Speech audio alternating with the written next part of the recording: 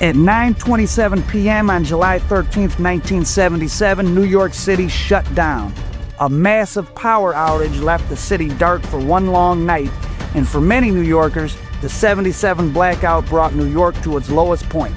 Looters burned buildings and ransacked stores across the city, with the Bronx and central Brooklyn being especially hard hit.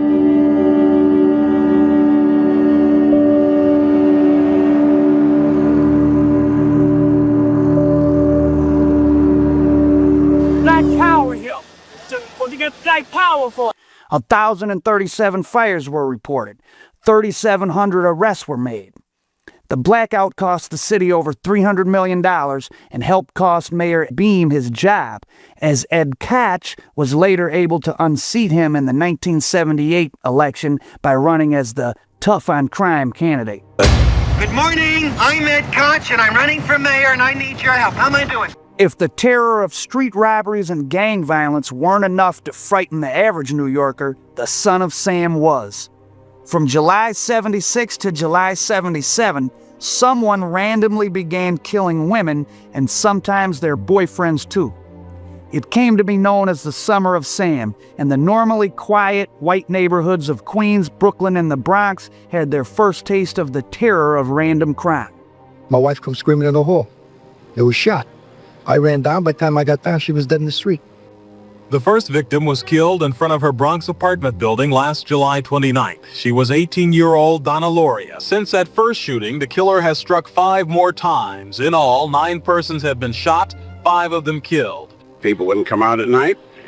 They're either scared. And I mean, when they're scared, that's all they do is talk about the killer. I won't walk home anymore in the dark. It's just scary. It's frightening.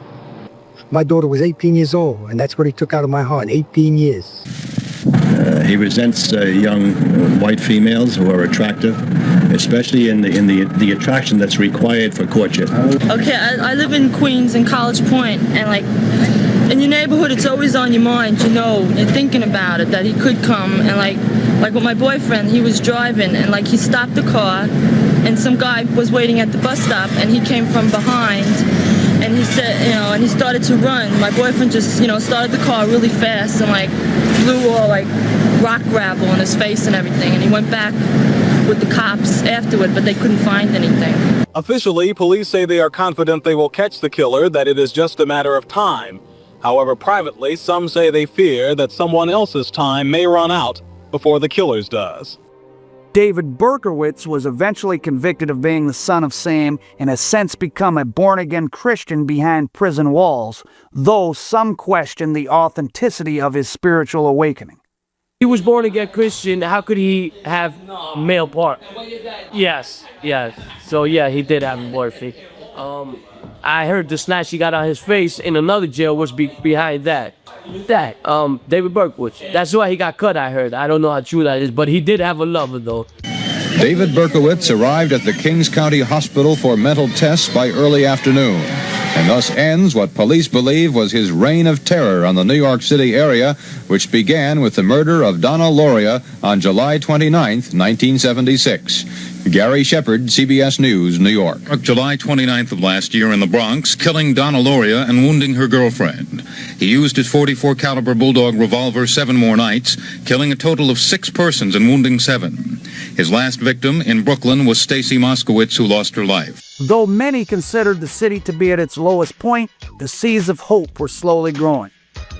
In the South Bronx, epicenter of youth gang violence and national symbol of urban decay, Africa Bambaataa, former Black Spades gang leader, helped formalize the various forms of street art now known as hip-hop, and to use them as a tool to turn young people away from crime and into creative expression.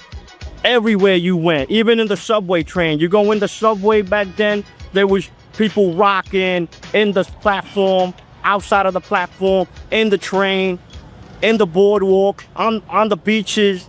I mean, crazy. Everywhere you went, there was some sort of hip-hop.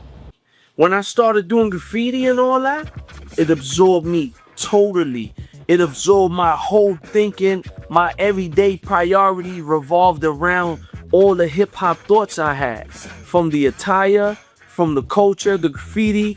Like, even though I didn't do the music or anything, I listened to the music as a fiend, like it was my addiction.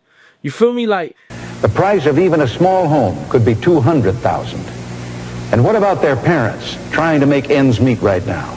To stop inflation, we've got to put a ceiling on federal spending. We've got to crack down on waste, and we must lower our tax rates to encourage individual productivity. That's what we owe ourselves and our children. That's why I'm running for president. Only one man has the proven experience we need. Ronald Reagan for president. Let's make America great again. Candidate Ronald Reagan, the South Bronx, August 1980.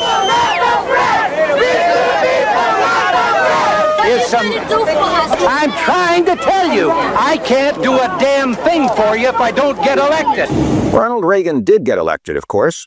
In the South Bronx, a year later, the question is, what did he do for them? We just see a neighborhood really dying under the Reagan administration. Mrs. Hamilton doesn't know whether the president means to be racist. She does know what his policies are doing. Certainly, the indications of where he's putting his appropriation is hurting the Black community. So if one would deduce from what he is doing, you would come to the fact that it's a racist situation.